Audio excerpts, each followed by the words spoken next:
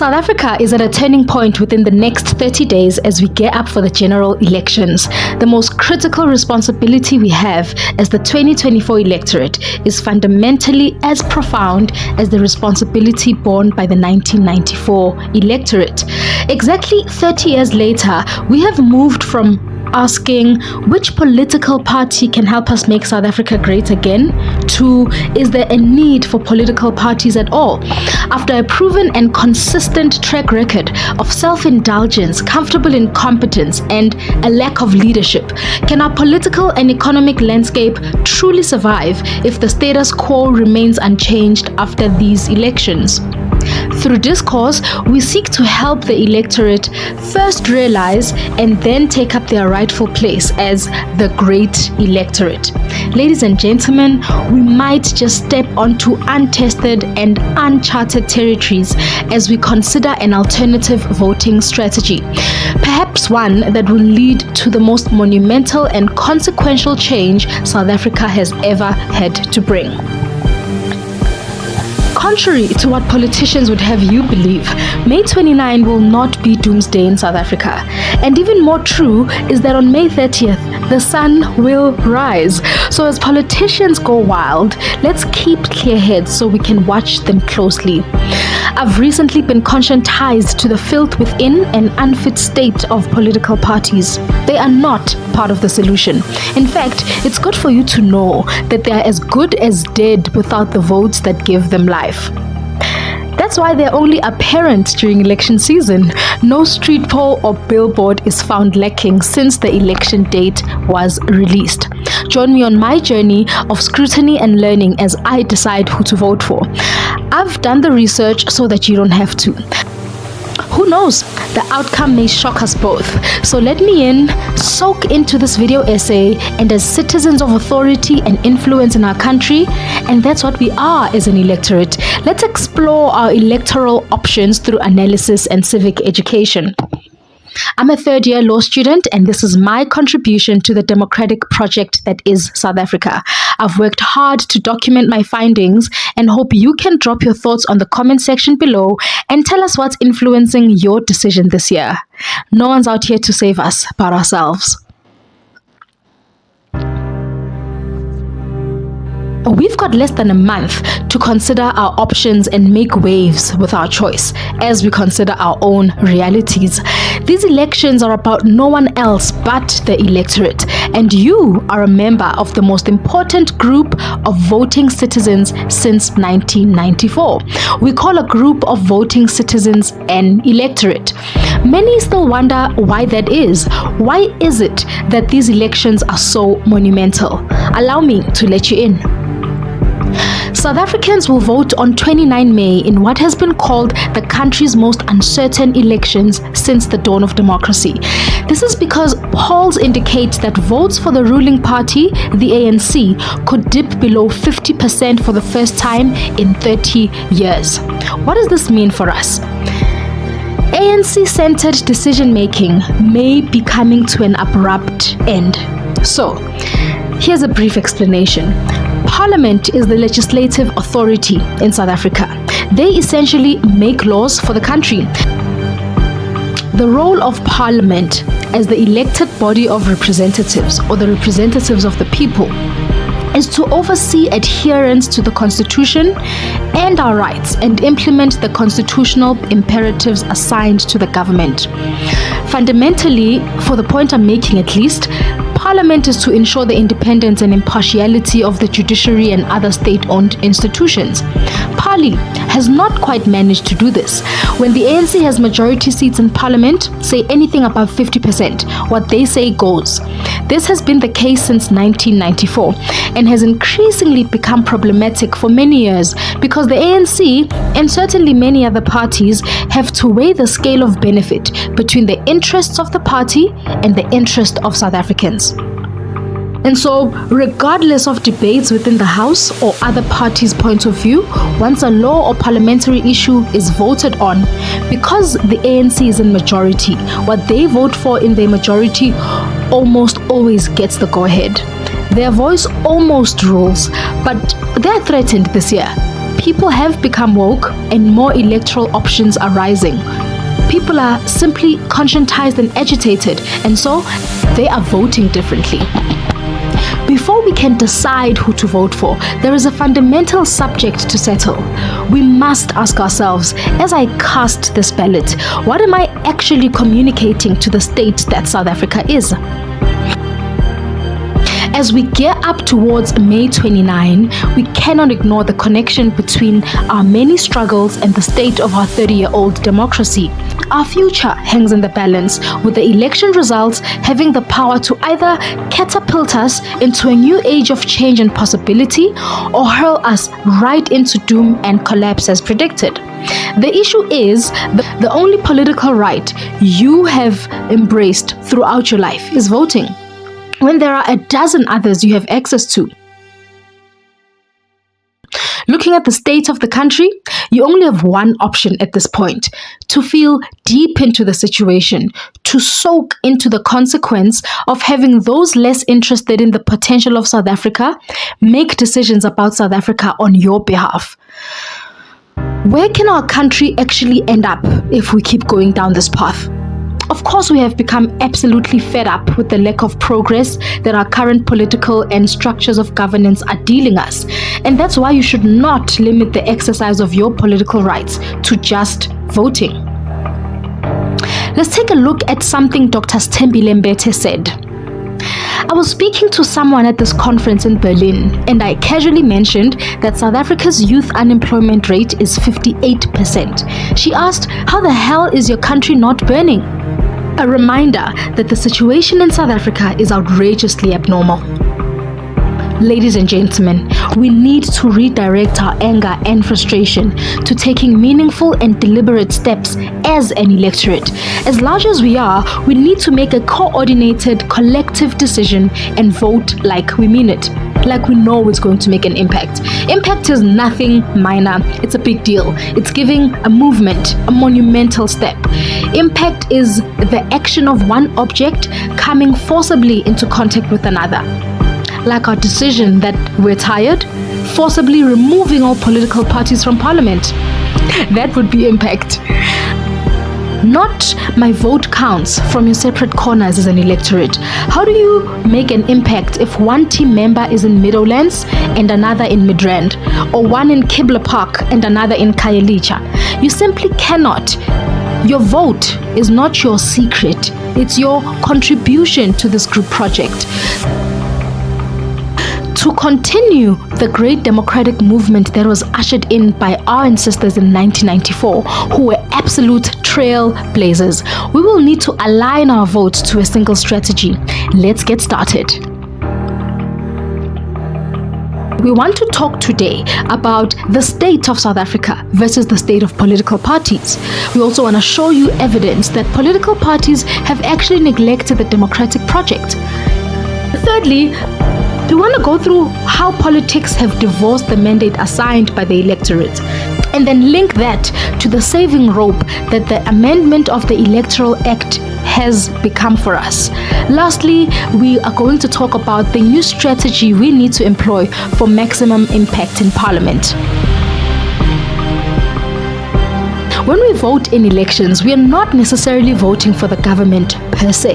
We are voting for the occupation of seats in Parliament, the house that seats our representatives. The National Assembly or Parliament has 400 seats that need to be occupied by leaders of our choice, the individuals who we believe can move the country to the right direction. Because of this, we cannot continue to leave the decision of provincial and national leaders to the responsibility of politics and political parties. These are people who will make and sign laws for the country.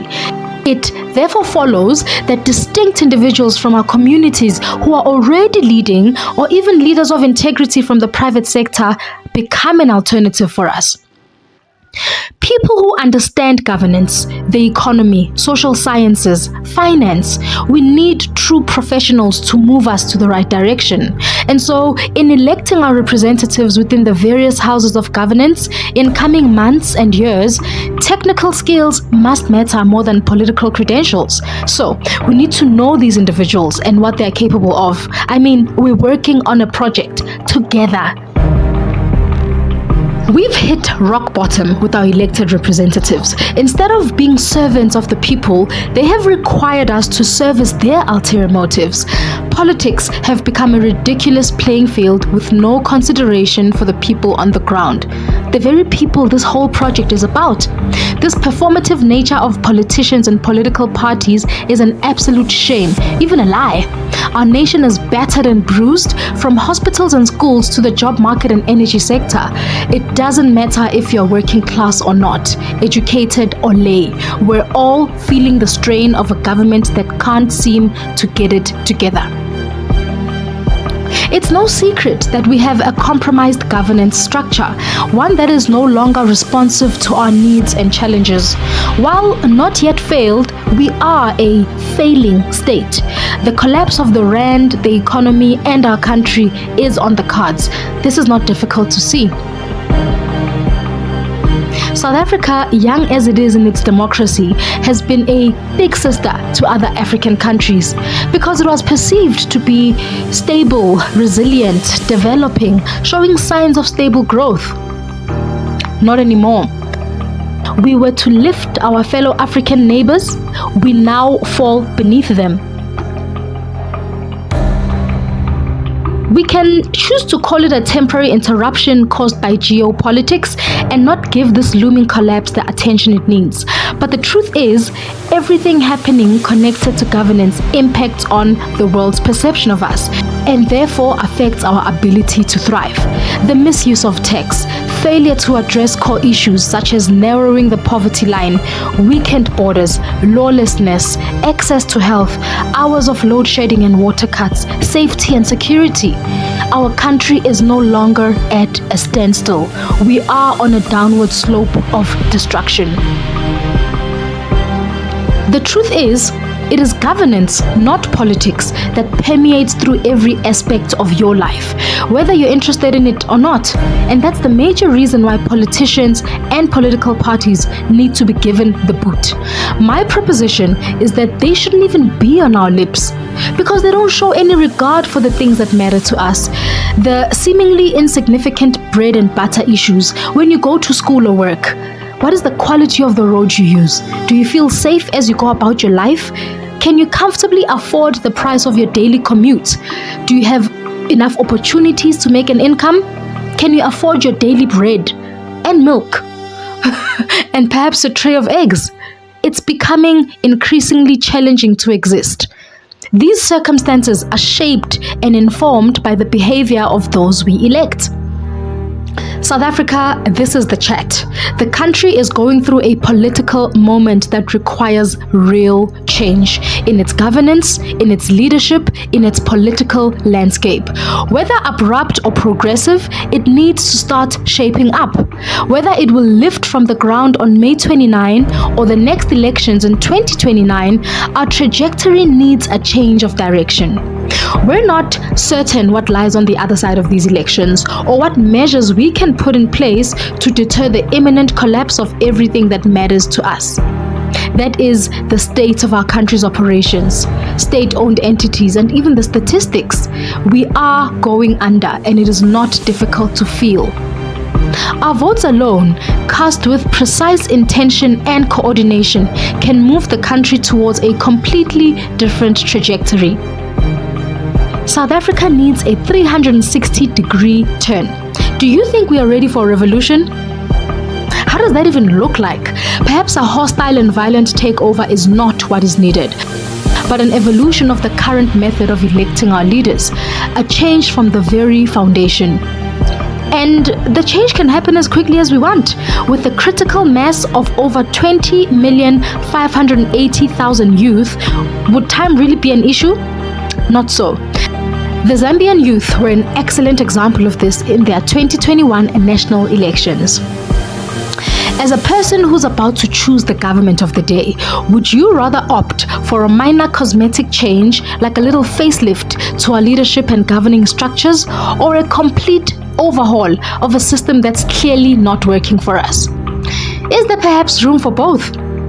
One political activist framed it this way: do we reform or revolutionize our position?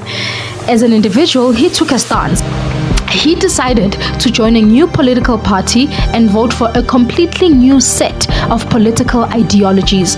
He chose to not stay on the sidelines anymore. Any decision we make moving forward needs to be a collective move as an electorate. Because of their archaic and power-hungry state, keeping political parties within our structures of governance and arms of state will lead to no new solutions. I don't subscribe to the perception that voting brings change. Just casting a ballot? That is actually a fabrication of truth. Because in 1994, what brought change was not merely the vote that was cast by citizens, but the discourse and the engagement and the decision everyone had made to bring that change into their lived reality. Even political parties had to align to a single vision. Perhaps this is an unpopular opinion, but there are only a handful of options that can bring real-time change within the governance structures of South Africa, and continuing to vote for politicians and political parties is not one of them. Let's play a scene from the political stage. In 2022, we saw Parliament having to vote on the adoption of the Phala report, which investigated allegations of improper conduct by the president. We saw Nkosazana Dlamini Zuma, a stalwart member of the ANC, voting for the adoption of the Section 89 report by the public protector. This act was against the ANC NEC position and direction. The National Executive Committee, or NEC, is the ANC's highest decision-making structure and also their executive board. She went against what they asked its members to do. And lo and behold, in December of the same year, she received a letter from the then ANC Secretary General informing her of pending disciplinary actions for her defiance, even after stating that she voted based on a conscience. Pule Mabi, in representing his political party, has been referenced to say, the NEC in its deliberations concluded that following the party line is important for the unity of the party he represents, the ANC. This long-standing culture has not changed. This is consistent with many parties. The views that the party holds must be decisively upheld by its members. That is a dangerous stance. What this means is there is a very thin line of loyalty between the mandate assigned by the people to the party and the directives set out by the party. These two are almost always in disharmony. And so because of this, we cannot trust the mandate that political parties carry in and of themselves. Many believe these elections will see the ANC having to partner up with smaller parties to stay in majority. In other words, to control 201 or more out of the 400 seats in parliament. This may see them forming a coalition government to stay in power. This is problematic because South Africa is still an immature democracy, with elected representatives still guilty of digging into state coffers and resources to feed their own interests and families. In mature democracies, leaders who have experience managing billions of rands in state funds and are elected to represent a particular interest group do not suddenly shift their mandate to wealth acquisition. They maintain living conditions as realistic as possible, viewing their election and representation as a responsibility rather than a status symbol. Furthermore, when we review the emergence of coalition talks and agreements, and South Africa does not have a good record with them, we get the shock of our lives. These parties trade votes among themselves for political power. South Africa is therefore not ready. Our democracy is quite young, still getting excited over ministerial privileges and access to state resources.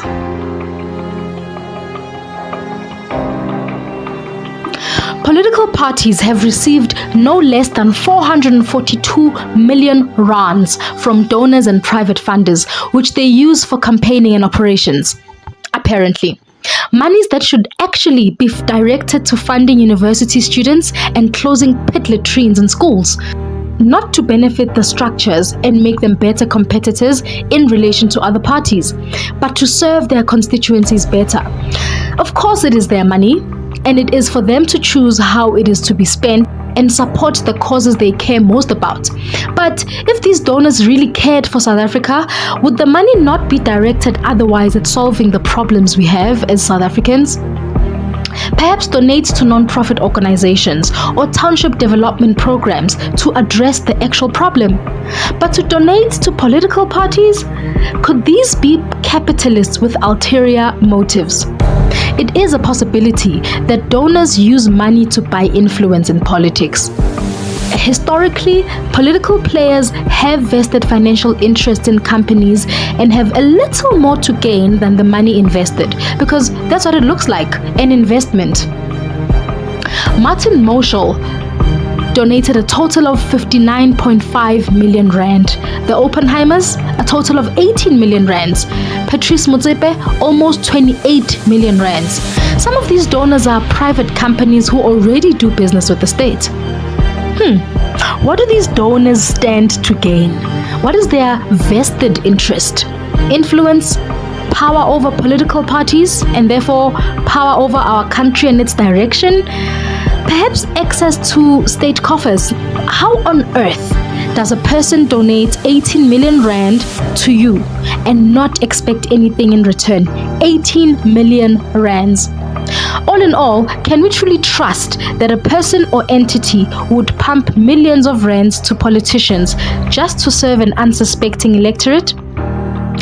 I'm led to believe some pacts were signed without our knowledge.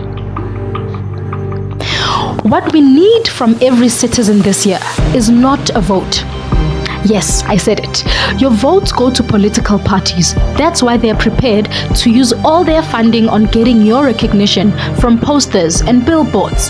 To build the country, what South Africa needs from you is active citizenship, the ability to be involved in the running of the country through representation. You rule this country, not politicians. You decide what laws must be taken to parliament, not political parties. Political parties are merely proportional representations of all the voters in the country. Political parties are merely proportional representations of all the voters. The focus is not on politics, but on active citizenship and civic engagement. Politicians and political parties should be given the boot for their incompetent governance, which we've seen lacking for the past few years.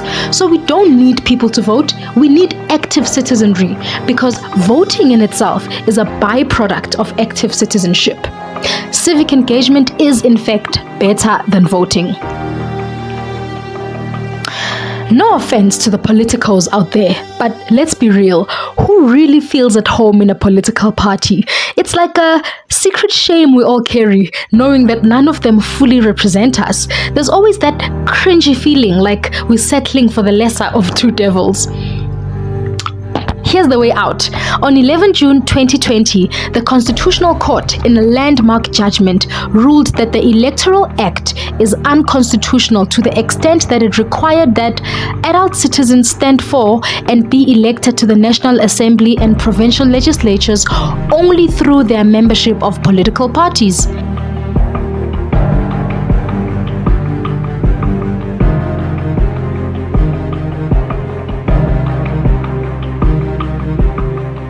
So, before April 2023, you could essentially only stand for president or represent a group of people in parliament if you were part of a political party. Individuals could not do that. The Constitutional Court further ruled that the Electoral Act be amended to allow adult individuals to stand for and be elected to parliament as independent candidates. Of course, the strategy has its limitations, but this reform has provided us as citizens with the opportunity to switch things up. The top court has just tossed us a new lifeline to untangle this chaotic web and take charge of governance without entirely relying on political parties.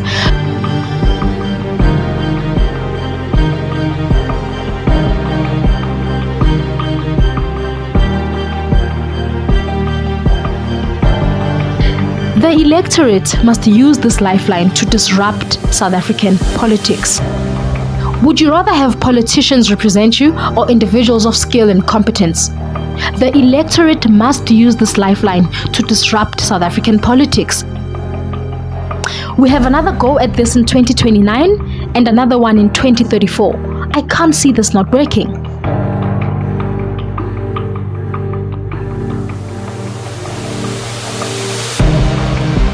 Because there's no civic education and lay members of the public, even those who are educated, know nothing about this adjustment to our law. Coalitions may instead look like the next likely option as South Africa slips out of the ANC's majority rule. But is it what we want? From the observation of others, it is exactly what we need to inspire investor confidence.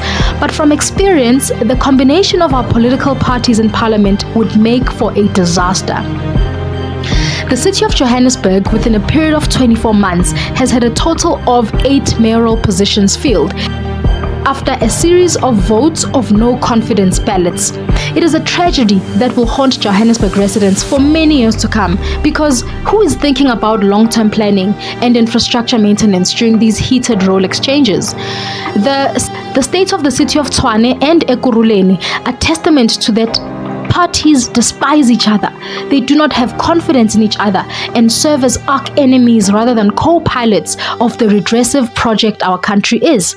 They have given us ample evidence that they cannot stand each other, and in cases where they do, it is for the benefit of trading ministerial positions and seats to each other for access to state coffers. People's interests, not politicians, should form the basis of coalition talks. Listen, being an active citizen is not sexy, okay? It is not fun. It is work. It requires effort from each of us and, at the very least, interest. We need to own up to the mess our country is in to a certain extent. And it doesn't come easily. Both citizens and those seeking to represent them in parliamentary houses must know about governance and their constituencies' needs. This is the emergency project that we need to take on as citizens. South Africa therefore needs an overhaul, not a revolution that is going to damage our infrastructure or one that will demerit the efforts from the past 30 years and further undermine patriotic efforts to save the country. Because we need them to be we need these things to be functional if we're going to overcome unemployment, unfit leaders, corrupt governance, and other socio-economic ills.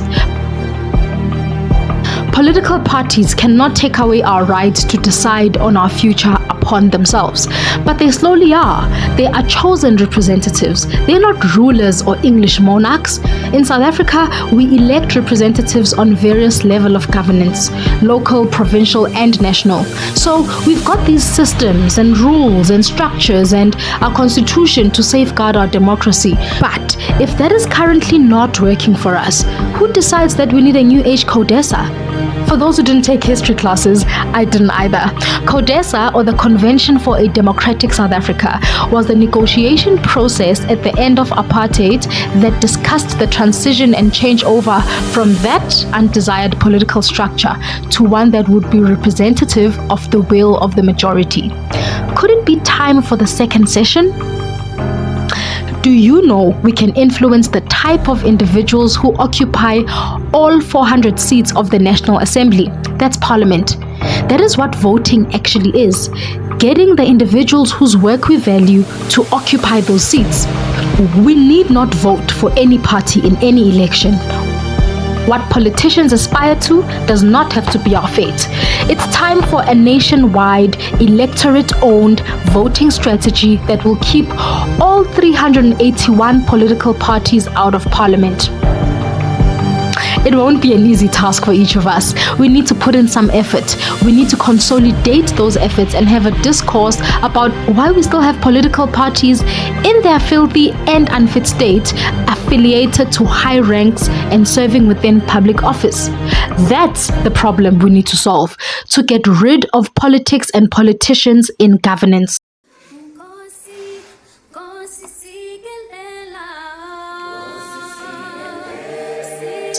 The appetite for change is very apparent amongst all ages. We just need to decide as a collective and make a power move. The closest strategy we can employ that can lead us to real-time change is this: to not vote for any political party. Let's break the mold for once and shun individuality in our voting. For the second time in history, it is about South Africa more than it is about our individual preference. Our mission isn't just to gradually improve the status quo, but to create a political alternative that's a total game changer, thus steering our nation in a whole new direction. The question that begged a response throughout deciding who I should vote for on May 29 was: is there an individual within existing political parties that can valiantly and with integrity represent my interests and vision for this country? And if there is the political party they represent a limitation or a vehicle for them to work for South Africans? Are there any party lines to be toed by that individual should the mandate I assign to them clash with party policy and party direction? Maybe there is, especially amongst the newer parties, but how long will that last? How long will that vitality last if they continue receiving funding from suspicious donors? Find an independent candidate to vote for until all parties are ejected from decision-making structures. Political parties don't belong there. Their time is up. We cannot sit still and watch our country being sold. South Africa, it's your democracy. Own it.